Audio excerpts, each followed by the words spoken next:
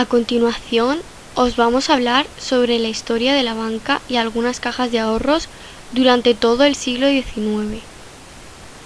Aquí os mostramos un índice del orden cronológico en el que evoluciona la banca. En primer lugar, vamos a hablar del Banco de San Carlos, al que le continúa el Banco de San Fernando. Después vamos a hablar sobre el Banco de Barcelona y también sobre el nacimiento de la Bolsa de Madrid, el Banco de Isabel II, la Caja General de Depósitos y algunas cajas de ahorros y el Banco de España. El Banco de San Carlos. En 1782, el rey Carlos III creó en Madrid una sociedad por acciones, cuya propiedad correspondía a instituciones y sujetos particulares. Los principales gobernantes ilustrados de la época, como el primer secretario de Estado, conde Florida Blanca, el secretario de Estado de Hacienda, Miguel Múzquiz, y el fiscal del Consejo de Castilla, Pedro Rodríguez de Campomanes, apoyaron la creación de este instituto bancario. Aunque no era un banco público, gozaba de la protección de la corona y mantenía estrechos lazos financieros con el Estado. Se llamó Banco Nacional de San Carlos. El principal objetivo del Banco Nacional de San Carlos era la reducción o descuento de vales reales a metálico. Los vales reales eran una modalidad de deuda pública, cuyos títulos, además de proporcionar una rentabilidad determinada a su poseedor, tenían capacidad liberatoria en grandes pagos, por lo que son considerados la primera manifestación de papel moneda existente en España. El creador de los vales reales fue Francisco Cabarrús, un comerciante ilustrado de origen francés, el cual sería asimismo fundador del Banco Nacional de San Carlos y miembro nato de su dirección. En 1789 recibiría de Carlos IV el título de conde de Cabarrús. El Banco Nacional de San Carlos tenía también, entre otros cometidos, el descuento de letras de cambio y efectos de comercio, los préstamos con garantía y la financiación de actividad del resto. Al año siguiente de su institución, se empezó a emitir los primeros billetes llamados cédulas. Estas cédulas garantizaban un inmediato reembolso, en metálico. Un reembolso que efectuaría del propio banco emisor, se canjeaban al portador sin producir ningún interés, lo cual les diferenciaba de los vales reales.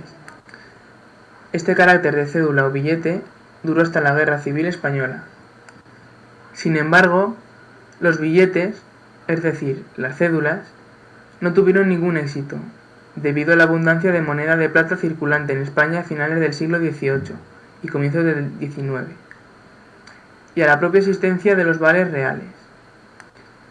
En 1790, Francisco Cabarrús y los restantes directores fueron relevados de sus cargos, debido a la aparición de pérdidas causadas en determinadas ciudades. Al cabo de 6 años, se sobreseyó la causa y Cabarrús quedó reintegrado a su puesto, aunque rodeado por un equipo directivo diferente y ajeno a su voluntad. Entre los años 1793 y 1814, España se vio implicada en una serie de guerras que arrastraron el banco y lo situaron en serias dificultades, causadas principalmente por la considerable deuda que el Tesoro había contraído con el banco a lo largo de esos 20 años de conflicto. Finalmente, en el año 1829, se encontró una solución para dicho débito, gracias al ministro de Hacienda del rey Fernando VII, Luis López Ballesteros, quien además de tomar ciertas medidas financieras innovadoras, concibió la idea de dotar al Banco de San Carlos con un fondo de 40 millones de reales. Con esta ayuda, los accionistas decidieron fundar una nueva institución con el nombre de Banco Español de San Fernando. Este nuevo banco consiguió la facultad de emitir billetes en régimen de monopolio en Madrid. A lo largo de 15 años mantuvo una continuidad bancaria en el ámbito de la capital de España, con especial dedicación a las necesidades financieras del Tesoro, en unos años en que se afianzaba el naciente régimen liberal y especialmente durante la Primera Guerra Carlista. El Banco de San Fernando. El Banco de San Fernando fue una institución financiera creada en 1829 a iniciativa del ministro de Hacienda de España, Luis López Ballesteros, en sustitución del antiguo Banco de San Carlos, asumiendo la deuda de aquel e incrementando su capital con la intención de convertirlo en el primer banco de carácter público, con capacidad de emisión de moneda de España, aunque estaba participado en 2/3 por accionistas privados. Entre sus actividades, además de las señaladas, se convirtió de facto en instrumento financiero para salvar la liquidez del tesoro público, especialmente con ocasión de la guerra carlista en el reinado isabelino. Posteriormente, con la creación del Banco de Isabel II, ambas entidades se acabarían fusionando pasándose a llamar Banco Español de San Fernando, hasta que finalmente transformó su nombre en Banco de España. El Banco de Barcelona. El Banco de Barcelona fue fundado en 1845. Fue una sociedad de emisión y descuento que nació bajo el impulso del burgués Manuel Girona y Agrafel. Los otros dos socios fundadores fueron José María Serra y Muñoz y José Rafael Plandolid y Matamoros. El banco nació con el objetivo de prestar a un tipo de interés del 6%, en lugar del 8% que aplicaban los prestamistas privados de la época. Introdujo los billetes y las cuentas corrientes como medio de pago, y favoreció el acceso al crédito de muchos comerciantes industriales. No obstante, la política del banco fue siempre muy conservadora, siendo muy restrictivo en la concesión de créditos y manteniendo siempre unas reservas de tal magnitud que a menudo sus clientes, empresas y particulares, tenían problemas de liquidez. El Banco de Barcelona tuvo el privilegio de acuñar moneda por encargo del Banco de San Fernando, el antecesor del Banco de España. En 1920 desapareció con una sonada quiebra que le sustanció por la Ley de Suspensión de Pagos de 1922, hecha a su medida. La Bolsa de Madrid. En 1831 comienza a funcionar la Bolsa de Madrid, que es el principal mercado de valores de España. Tiene su sede en el Palacio de la Bolsa de Madrid, en el cual se tratará de financiar las nuevas empresas españolas a través del ahorro privado. La creación de la Bolsa de Madrid. En plena Guerra de la Independencia, José Bonaparte fue nombrado rey de España en 1808 por su hermano Napoleón. José Bonaparte, en 1809, tomó la decisión de instaurar la primera bolsa de comercio en Madrid. Como sede, se eligió el edificio del convento de San Felipe el Real, en la Puerta del Sol, pero el escenario político existente en aquel momento y la opinión pública en contra de su creación dificultó que ésta se produjera, no llegando a configurarse dicho mercado bursátil. Fue la primera iniciativa seria y resultó interrumpida por la guerra. Fernando VII sucedió a la expulsión definitiva de José Bonaparte en 1813 tras el fin de la Guerra de la Independencia contra los franceses, heredando una España cargada de deudas públicas, arrastradas por los conflictos bélicos de los reinados de su padre Carlos IV y su abuelo Carlos III. El 10 de septiembre de 1831 se aprueba la ley que daba origen definitivamente a la Bolsa de Madrid. Ley de creación y organización de la Bolsa de Madrid, redactada por Pedro Sainz de Andino. Se promovió con la ley la creación de un mercado semejante a los existentes en otros países, como la de París, creada en 1734, Londres en 1804 o Nueva York en 1817. Su nacimiento se debió principalmente a la necesidad de disponer de un mercado donde colocar y dar salida públicamente a los títulos de deuda del Estado, para hacer frente a las deudas extraordinarias que generaban las guerras y los gastos militares, por lo que en su origen la bolsa funcionó en la práctica como vehículo de financiación del gasto bélico. La bolsa era una institución desconocida por el gran público, por ello no fue bien recibida por todos, ya que una parte de la opinión pública consideraba la inversión bursátil como un juego de azar, pero otros reconocieron el papel que tendría como forma de canalizar el ahorro y la financiación de la inversión en una organización regulada. Tampoco gustó que se ubicase en Madrid, una plaza que no estaba tan desarrollada industrial y comercialmente como otras zonas de la periferia. El Banco de Isabel II fue creado mediante el Real Decreto el 25 de enero de 1844, como primer banco crediticio privado, que junto al Banco de San Fernando inició el proceso de adecuación de la banca española a los cambios de la industrialización e implantación del modelo capitalista. En teoría, competía en régimen de igualdad con el otro banco oficial, pero destinó la mayor parte de sus esfuerzos hacia el sector privado, y en ese sentido se le conocía como una entidad financiera básica de la industria emergente. La entidad tenía un capital inicial de 100 millones de reales en acciones y los créditos los concedía bajo el paraguas de su propio capital. Otorgó generosos préstamos a empresas industriales y mineras, pero también a destacados miembros de la familia real, como la madre de la reina Isabel II, María Cristina de Borbón, y a su esposo, ambos muy dados a la especulación en empresas ferroviarias. También favoreció a los gobiernos moderados de Ramón María Narváez. Compró acciones de otras entidades financieras francesas y británicas, así como de las propias empresas a las que concedía préstamos. Su vida fue relativamente corta al sufrir una gran concentración de riesgos en algunas operaciones crediticias, con lo que, para salvarlo de la quiebra, el ministro de Hacienda Ramón de Santillán, el 25 de febrero de 1847, lo fusionó al Banco de San Fernando, mucho más saneado por concentrar su actividad en las operaciones financieras del Estado, y pasó a llamarse Banco Español de San Fernando, hasta que transformó su nombre en Banco de España. Las cajas de ahorros. La idea de promover cajas de ahorros comienza en el trienio liberal 1820-1823 y especialmente con la vuelta de los ilustrados exiliados después de la muerte de Fernando VII en 1833. Aparecen en el marco de una sociedad muy castigada por la Guerra de la Independencia, con el fin de luchar contra la usura que sufrían los pequeños agricultores en los momentos de malas cosechas. En ocasiones fueron creadas por miembros de organizaciones católicas, en otras son las asociaciones de amigos del país las que asumen la promoción de las cajas de ahorros. En Madrid se funda la Caja Madrid en 1838, poco después de que en 1834 un concurso de la Sociedad Económica Matritense de Amigos del País premiara una memoria sobre el establecimiento y función de una caja de ahorros.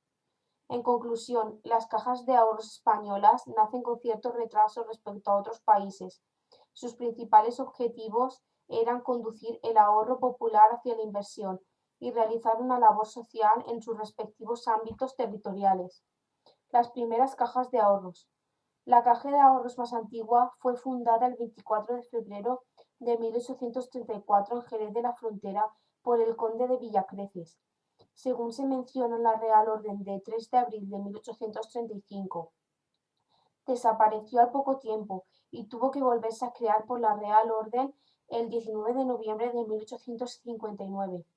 El 1 de febrero del 1835 abría sus puertas al público la Caja de Ahorros y Previsión de Madrid, gracias al empuje de ilustres personalidades como el Marqués de Pontejos, Ramón Mesonero Romanos y Francisco de Acébar Arratia, siendo desde el punto de vista jurídico la primera caja de ahorros, aprobada por el Real Decreto de 25 de octubre de 1838. La Real Orden de 3 de abril de 1835. El 3 de abril, el ministro del Interior Diego Medrano y Treviño firma la Real Orden, por orden de la reina regente María Cristina de Borbón, por la que se insta a los gobernadores civiles a que impulsen en sus respectivas provincias la creación de cajas de ahorros, implicando en esta tarea a las personas pudientes y con espíritu filantrópico, o disponiendo de los medios públicos que fueran necesarios al efecto. Tras la creación oficial de la Caja de Ahorros de Madrid el 25 de octubre de 1835, aparecen las de Granada, Santander, Valladolid, Barcelona, Valencia y Sabadell. El Real Decreto de 29 de junio de 1853 constituye el segundo gran impulso en la creación de cajas de ahorros. Este decreto representa la primera legislación en materia de cajas de ahorros, siendo una normativa de carácter reformista y de una rigidez excesiva, pretendía una regulación completa del funcionamiento y carácter de las cajas, obligándolas a la adaptación de sus estatutos al modelo de la caja madrileña. El decreto confiaba el protectorado de las cajas de ahorros al Ministerio de la Gobernación y obligaba su creación en todas las capitales de provincia, a iniciativa del gobernador civil. En la práctica, la disposición más importante del Real Decreto está en su artículo 4, que obliga a depositar en la Caja General de Depósitos y Consignaciones el capital no invertido en los Montes de Piedad. Esta Caja General era un organismo estatal que tenía la función de invertir en títulos de déficit consolidado. El Real Decreto del año 1853 no fue aplicado al pie de la letra, ni fueron creadas cajas en todas las capitales de provincia, ni fueron respetadas las normas de las inversiones a la Caja General de Depósitos y Consignaciones. Hasta el año 1880, fecha de la nueva regulación de las cajas de ahorro, se crearon el Monte de Piedad de Vitoria, el de Jerez de la Frontera, Málaga y el de Córdoba. Ya en la década de los 70 se fundaron el Monte de Piedad de Alcoy, Zaragoza, Alicante, Segovia, Valencia, Ávila, San Sebastián y Orihuela. La crisis financiera que afectó parcialmente al déficit público a partir del año 1865 demostró la desconfianza en el mecanismo de la Caja General y provocó dificultades a las cajas de ahorro, incluso la fallida de la Caja de Valencia. La ley del 29 de junio del año 1880. La siguiente disposición importante en relación con las cajas de ahorros se produce en el año 1880, durante el periodo de la Restauración Borbónica. Esta ley tiene un carácter totalmente opuesto a las anteriores de 1853. Anula los aspectos uniformes y respeta la realidad diversa en la gestión y promoción de las cajas de ahorros. En este sentido, la aprobación de los reglamentos y estatutos de las cajas no está sujeta a su homologación ni a un modelo determinado. Esta ley remarca el carácter benéfico de las cajas, pero sin someterlas al régimen uniforme de las instituciones de carácter municipal, reconociendo el origen privado de muchas de las cajas en funcionamiento. Esta nueva ley provocó una importante creación de nuevas cajas de ahorro, entre las que cabe señalar la Caja de Ahorros y Monte de Piedad de Vigo, de Palafrugell y de Figueras. En conjunto, no solo se produjo un incremento del número de entidades, que pasó de 12 a 49, sino también un importante crecimiento de recursos. El Banco de España. El Banco de España es el organismo del Estado español que actúa de Banco Central Nacional y supervisor del sistema bancario español.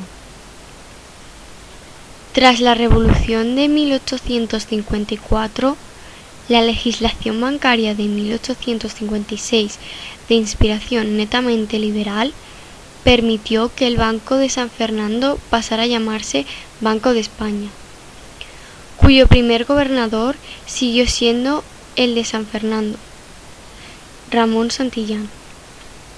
A pesar de la denominación de Banco de España, esta institución solo operaba entonces en Madrid, Valencia y Alicante, ciudades en las que abrió sucursales en 1858. Pero más tarde abrió otras como en Málaga, Sevilla, Zaragoza, Valladolid y Santander. El 19 de marzo de 1874, forzosas y acuciantes necesidades financieras causadas por la nueva guerra civil, la llamada Tercera Guerra Carlista, y por una larga guerra colonial en Cuba, el entonces ministro de Hacienda en el gobierno de la Primera República, José Echegaray, decretó la fusión de todos los bancos emisores locales con el Banco de España. A partir de entonces, el Banco de España estableció una densa red de sucursales en toda la nación hasta llegar a como lo conocemos hoy en día.